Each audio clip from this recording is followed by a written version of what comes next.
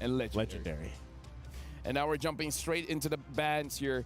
FALCON Esports are going to be first pick again. Yeah. Team Liquid Echo are going to be in the second pick. They ban out the Louis as well as the Angela. Looks like TLBH, they understand the formula. Ban out the Angela, ban out the Faramis. I'm just really, I'm going to let Wolf answer this because I'm sure a lot of people supporting here for FALCON Esports also want to know, like, based off those 2 games and how one-sided it was, what does FCON do to come out and hopefully not get swept here? If they feel like it's going to be Dax who is their win condition, I think I'm more comfortable for them staying in the Assassin Jungler route. But don't get greedy and pick up Harith because that means that you have to take care of 2 things.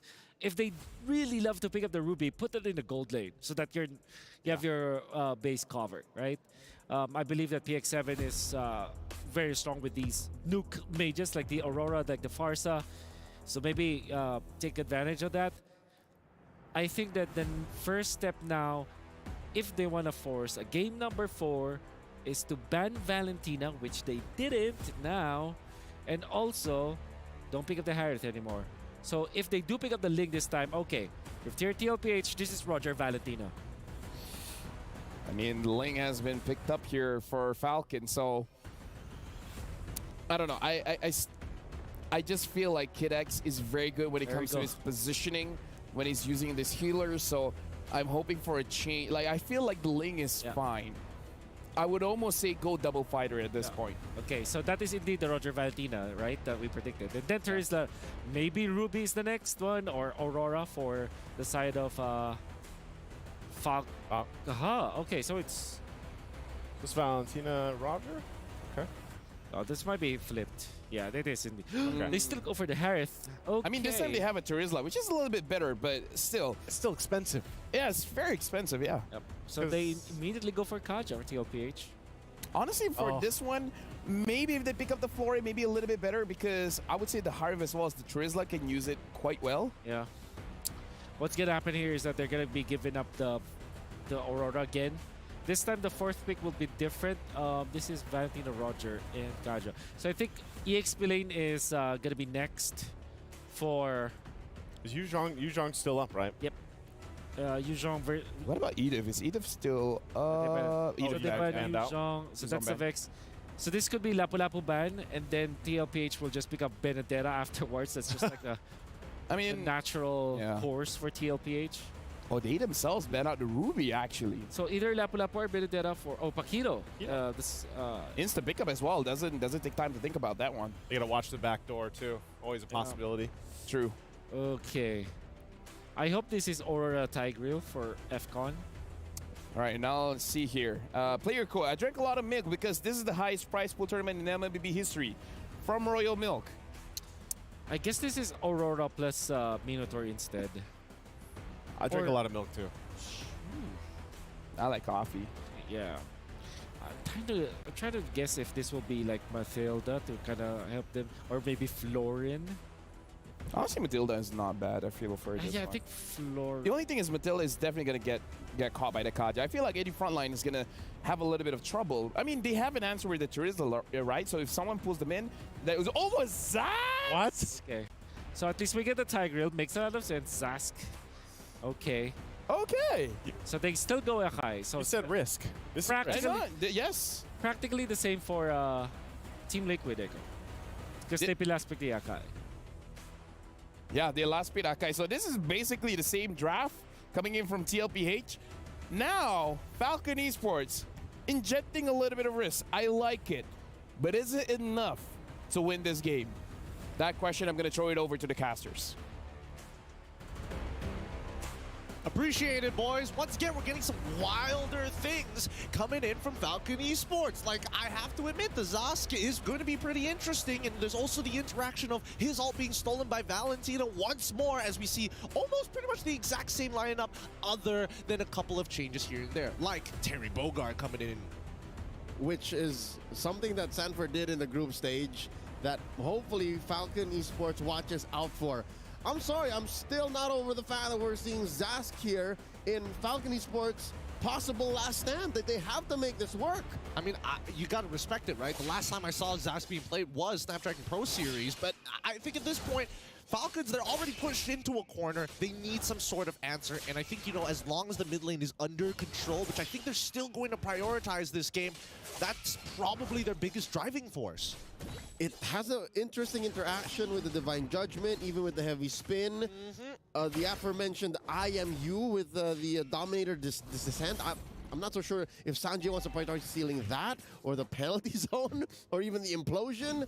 But hey, new interactions and possibly new results here for game number 3. I think Sanjay is most likely going for the penalty zone or the implosion. But then again, you know, in the previous couple of games where he has played Valentina, like, he can get a little wild with it, right? So I think at this point of time, the early game is going to be so important, right? Fighting for these Litho Wanderers, as many neutral objectives as possible. The bigger ones, maybe let the first turtle go through, right? Get PX7 in a better position before considering taking these fights. Yep. Already you can see here Kid X pushing the boundaries of what he can do with a Tigreal. Its passive actually is a little better against a different mid duo because JP and Sanji both deal magic damage. So he's not as chunky compared to, like, let's say if that was a traditional tank roamer, you know, that deals physical damage. Down bottom, you have Royal Milk versus Sanford. I can see why Sanford's kind of struggling.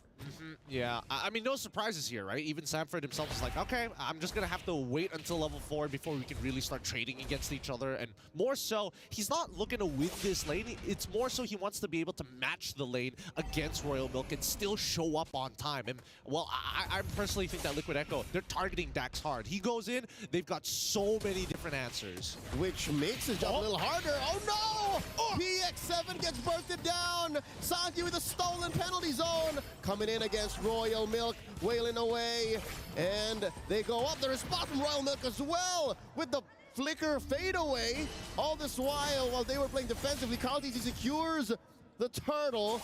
Kid X able to survive, flickers back. Can Dax survive here? Can Dax get away? He has to give up his small camp. Nope, still fighting for it. And Royal Milk, wow, knocks out Sanford. I think Sanford's a little upset there. He's like, man, well, I mean, that body of the Smith is tougher than usual, but Carl-TC should be able to find it. Yep, push him away. Wait. What? Oh, the body of Smith able to keep Royal Milk alive alongside a combination of his brave smite, keeping him topped up. Dax cleans up Benny Cutie as he tries to get away, runs the opposite direction into Falcon Esports jungle. What's going on? I think we can safely say that Liquid Echo is feeling a little too comfortable here. Too comfortable. Way too comfortable. I mean, I have to admit, their decision-making in terms of punishing their opponents, like Sanford flickering, knowing that Zask is at level 4, without the Dominator's Descent, he has no means of escape. Yep. And I think this is a wake-up call for Liquid Echo. Like, all right, we got to take it easy. Again, they are up now by about 300, 500 gold. And an instant replay. Okay, so he did heal up a bit. And I'm sure there was a level of Body of Smith damage reduction that kept him alive from those heavy spin procs. That's so unfortunate. Oh, here we go. One more time. Up top, Kid X pulled in. 3-man kill squad from Liquid Echo.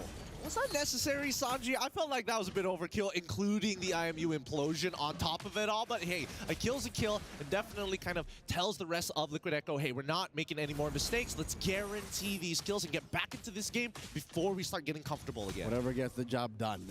Despite the fumbles from Liquid Echo, I have a sense that Benny's playing very, very conservatively, like Benny from Myanmar, right? Because he's down on EXP. I'm not so sure what the gold situation is, but I can smell that Benny Cutie actually is a little bit more pushed forward. Now look at them, racing down to the turtle. As Royal Milk and Carl-TC wail away at it, at less than half health. JP looking in. There's the ult, the implosion coming through. Heavy spin, Tempest ablaze, ult thrown out the window, left and right. Sanji secures a turtle for his team as they all disperse. Huh? What? How? What? Why is Sanji the one picking up the turtle here? It just manages to survive despite 2 retributions. Sanji, by the way, is the one that picks up that neutral. And at this point in time, everybody's going to start pushing towards the top side of the map. But look at this one more time, right? The implosion comes through, Dax jumps in, and then we finally see the stolen penalty zone actually getting involved. Sorry, Royal Milk coming in with a flicker with the penalty zone to kind of shake things up. And honestly, it's not that bad. I think that Carl did a good job with the heavy spin, but now Dax, he's dead. Just snapped out of existence. Well, all right. There seems to be a fight that happened here just north of their purple jungle side. and we can only assume what happened. But regardless, that is a huge loss for Falcon Esports. That's a core hero that they shouldn't have afforded to have gone down. I have a theory as to what happened in that jungle turtle fight, but we'll talk about it later. After this implosion coming in, Sanji slain by PX7, serving up a kill. The overkill on top of overkill. Both sides are like, we need to get the job done. We cannot allow our opponents to be walking away with a sliver of health. Guarantee these kills. No quarter. Whatever they need to do to make sure that you go down and we find a conversion elsewhere. Because again, a man missing is a spot for Falcon Esports to rotate into. So if Sanji's gone, that means mid can be leaned hard into. And that allows them to keep this gold lead slightly manageable. 1,000 in. Now JP in trouble. Forced into that wall by Benny. Oh, here comes the Zaman Force. Gets the kill in. That's a roamer. Taken down. But I think, yeah, JP will be back for the turtle, man. Yeah, he's going to be back for the turtle, and at the same time, we are seeing Sanford actually proxying the wave onto Royal Milk, right? So he's going to be on that turtle first. They can sit on top of it, and we'll see what Liquid Echo decides to do. For the first time, we are seeing that Falcon Esports up by 2 kills, 5-3. But let's bring it back a little bit, right? Because this purple buff is such a big objective for Falcon Esports that Liquid Echo consistently apply pressure. It's not just an objective, man. It's a necessity. It's like a mini lord. For Dax, and if they don't get it on him, then they're fighting half-cocked. Check this out. The ult already spent in by PX7. Sanford checking the flank, making sure nothing comes out. The implosion coming in from Kid X. Royal Milk scores the kill on to Sanji. Now JP, Benny, and Carl walking away. Heavy spin. Oh, they're forced to be on the defense now as Sanford attempts to burst down Dax. Kid X puts up a barrier, checking on JP. Sanford coming back to the scene. Dax scores the last turtle for his team. Flicker out by Sanford. Suddenly, Falcon Esports are alive. Oh, all right. They're coming back, right? They finally dealt with the tilt. They're realizing, hey, this is our moment right now. If we succumb to pressure, then what does that say about us? Let's show Liquid Echo what we're all about. As we look at this replay here, look at this. Kid X gets 3 people with a flicker implosion, catching 3 of the most important members that could disrupt the combo to begin with. Most importantly, they're still targeting Sanji. And Sanji is not all the better for it. He's actually down about 200, 300 gold from PX7, who himself hasn't really been having a cakewalk of a time in mid, right? PX7 has been working hard to make this off-meta hero a thing. And Carl TZ walks into that bush, gets pushed in, gets knocked up. PX7 looking for the free hits. Carl TZ forced to use a heavy spin defensively. He gets taken down by the Alien Dominator coming in from the galaxies. And now JP down to 5th of his health. Revenge strike by Royal Milk. Not enough damage to force a kill on the JP. And they send the cavalry packing. Falcon Esports on the aggressive. I think that Liquid Echo may have underestimated them a little too much. And again, all of this is just snowballing out of control from the earlier stages of the game, right? If we look at this replay one more time, this was a very interesting decision. I think they weren't expecting Royal Milk to show up for this fight because nobody was visible on the map at that point of time. Yeah, what this tells me is Falcon Esports have to commit to their flickers. Like, if Liquid Echo haven't been counting flickers down to the second, they have to now. Because so far, back-to-back, those are the team fights that Falcon Esports win. For the time being, after looking at the goal differences here, Benny QT just ever so slightly ahead of Benny from Falcon Esports. And that's the big insurance policy, right? But that's under a very large condition, where the Liquid Echo could chunk out the members of Falcon Esports effectively. They already have to deal with a bunch of stuff, right? Kid X has his passive to naturally be tanky, and Benny QT will have to wait patiently. PX7 is by far the most annoying hero to deal with for the entirety of the lineup of Liquid Echo. So Sanford, if he's not targeting PX7, he's looking towards Dax and Benny. And for the most part, as long as he's standing around the little alien sentry turret PX7 has, then there's not much you can do. The slow from it is pretty obnoxious. Yep, and again, the damage that it deals, it's a combination of burst and DOT. So you have to really watch out. Royal Milk here, chunked down by Sanji and Carl. Kid X, checking the corners, clearing these corridors. And now the Lord dance continues. Interesting. We've been here about 10-15 seconds now. It's bursting down Dax. Kid X not really checking that northern part of the fight. Royal Milk, he's burning. Oh, here comes JP with a divine judgment. The implosion on the 3, and the pushback. Heavy spin by Carl Teasy. Here we go. Benny dancing on. Drops the 7-4. Sanford in trouble. Able to dash away. Dash looking for the secure. Gets the kill. Knocking out Terry Bogard. Trade out for Kid X. 1 for 1 so far. Where is this fight going? Lord gets hard reset. Liquid Echo, majority of them at half health. They're playing around their side as Falcon Esports. Oh, they're playing with fire. Just staying here. I think they can rush this down, right? I mean, it's a 50-50. Good luck, Dax. Can they? Here comes Carl Teasy looking for it. Secures the Lord, steals it away, but pays with his life. Oh, wow. You know what?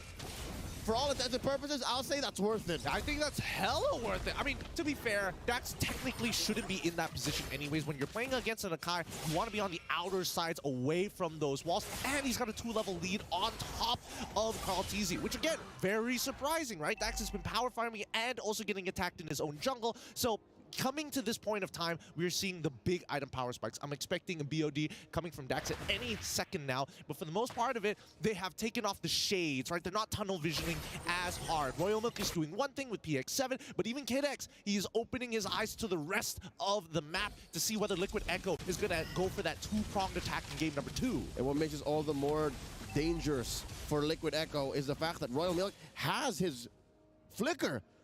Benny has his Purify, and we're waiting about half a minute until Kid X gets his flicker as well. So Liquid Echo have to all the more respect the potential for Falcon Esports to turn this fight upside down. The Divine Judgment on the Royal Milk.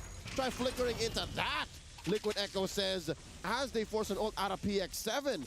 This is a tough response from Falcon Esports. Sanji coming in with a stolen implosion. Underneath, he gets punished by the turret. Next time he gets a kill. Sanford knocked out as well. Dax picks up his BOD. Now he's going to hurt a little bit more. The conceal from Kid X. Spots Carl Teasy. Where you going? There's enough damage here. Looking for it. One more hit. Oh, the killing spree for Dax. Falcon Esports are online.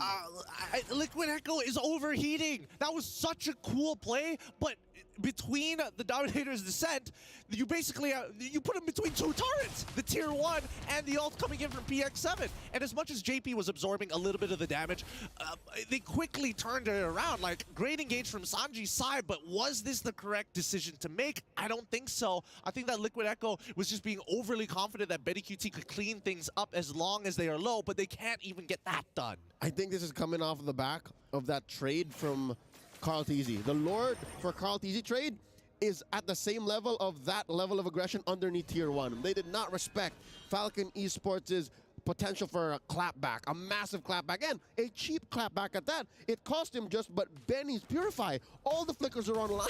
Yep, I think it's by far very worth it. This allows Falcon Esports to actually have a lot of tempo on Liquid Echo. In this upcoming next fight, they're expecting that JP is going to try and make a flicker play, but they have to really consider their options, right? Who walks out first?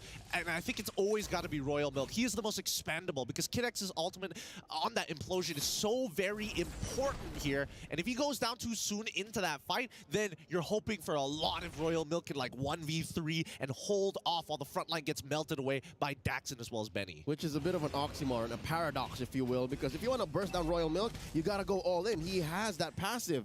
It's not like Royal Milk on the Terizla is a softie. So that gives Liquid Echo a lot to deal with. For the first time in this best of 5, they're down on kills, down on objectives, down on economy. So this Lord, I'm guessing Carl Teasy can't just willingly throw his body at it again. Not the way that the past Lord has gone, the past couple of Lords have gone. Well, I hope Dax has learned his lesson here, right? Don't stand too close to the wall. Especially don't be inside of the pit. I think even from the previous patch, the traditional Akai versus Frederick matchup, that's the one thing you have to worry about. Now, ooh, okay, Bloodwings coming in from Benny. That's going to keep him alive for this upcoming fight. Nobody has been really able to close the distance on Benny so far, as long as they are playing in a traditional front to back. Yep, check out this delayed entry by Benny Cutie, keeping himself scarce. I don't think Falcon Esports know that he's there. Here's the dance, a slight pull. Lord here at a third of its health. Royal Milk down to half. Oh no, are we approaching the point of no return? We might even get a full-on reset here. That's it. I mean, this does favor Liquid Echo. This allows for them to reset their positioning, allows for them to do a little bit of wave management, given that Falcon Esports pushed in mid, get a chunk of that mid tier 2. Rather interesting. It looks like Falcon Esports now kind of probing at Liquid Echo is like, come on. come on, Royal Milk is like he's half HP. He's walking up even further. He's taking the true damage from Lord as well. This is what you want, right? So just jump on in. And even then, FCON, they are smart. Dax, now with that purple buff, makes all the difference in this fight. They can deal with this and juggle it for as long as they want, and they might even get a split push in while they're at it. Yep, their waves are a little stronger, better positioned this time around. Whoa. And we see here Sanford cleaning up. Kid X spot in the back line. Here comes the Lord, secured by Kaltizi. Penalty zone by Royal Milk, unable to punish. Kaltizi as he exits with the heavy spin, gets caught up by the implosion. A Tempest of Blades in as well. A lot of ults thrown in to punish Kaltizi. And now the ult from PX7 moving through. Benny Cutie, check out this angle. Coming in, jumping from the south. Ooh. Collapsing, intercepting. Benny with his Zaman Force, displaced. Liquid Echo don't want to dance here, don't want to fight here. As JP and Sanji fight him through. JP gets his immortality popped in. And he's gonna go down here unless they keep going. The shutdown by Benny Cutie. But he gets taken down in trade, right? They both go down with the Luminous Lord starting to walk on out of here. Falcon Esports, they don't want to start losing turrets for free at this point of time, but they need to start clapping back. Let Dax do his own thing. The rest of us, we got to take this tier 2. We've got some housekeeping. That's a super expensive comeback from Liquid Echo. Sure, they scored the Lord. Sure, they got a couple kills on the way out, but they paid the price, man. Look, the map became blue because of what they just did, or because of what Falcon Esports did to respond to their short-term comeback.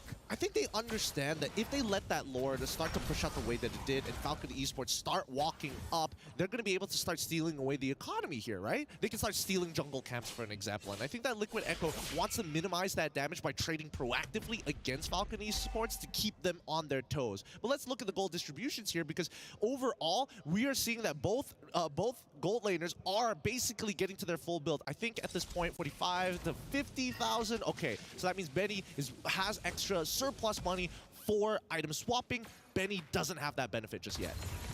But I don't think Benny Cutie needs it. Looking at the way he's built right now, he just needs a better entry into a fight.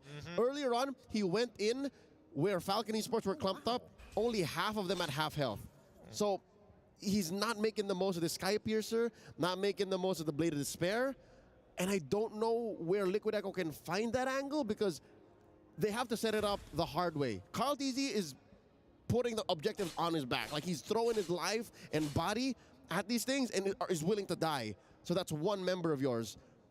There's no other peel. There's no other real way to fight front to back against Falcon Esports, who can basically draw a straight line through you. Exactly. And I think that Kaltizi is going to be the big player here who needs to kind of disrupt that positioning, right? But what's the most ideal? You're going to have Royal Milk kind of isolated by himself, maybe even Kid X, right? But at the same time, I think the most opportune moment probably will be having a fight by the pit or in lane. Once you start getting to those choke points in the jungle, as much as Kaltizi is like, maybe I can get like a 3-man like lockdown, I think that is more beneficial for Falcon Esports now that you're in tight corners. Yeah, I'd reckon maybe fight where there's no objective. Fight when it's actually just heroes.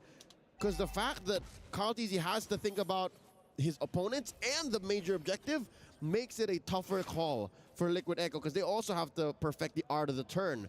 Now Kaltizi here, sandwiched by 3. PX7, Kid X, and Benny. I wonder if he knows. He might just be baiting this out. Royal Mick responds. Look at the back line. Royal Mick catches 3. JP taken down. PX7 secures the kill. In comes Dax with the delayed response. The implosion giving Benny Cutie a kill. On to Benny, and Kaltizi now down 3 for none so far. Falcon Esports are soaring. I think they might be able to close out this game here. They got they've got 2 Ballista minions walking up to this crystal. Sanford, you got to do something. Oh no, that's it. Underneath the base, Zaman Force spelt in. 2-1. 2-1. The Burmese live on, forcing game 4. Woo, boy! All right, we got a real